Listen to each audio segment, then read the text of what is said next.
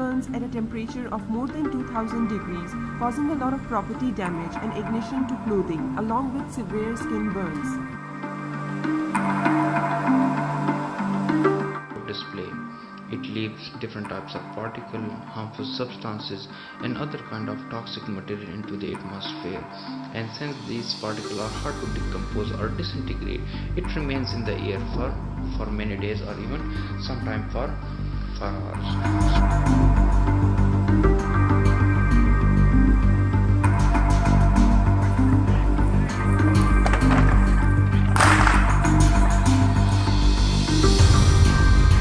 Deteriorate the quality of water, and ultimately it will push right to the aquatic ecosystem that used to live into that surface water body.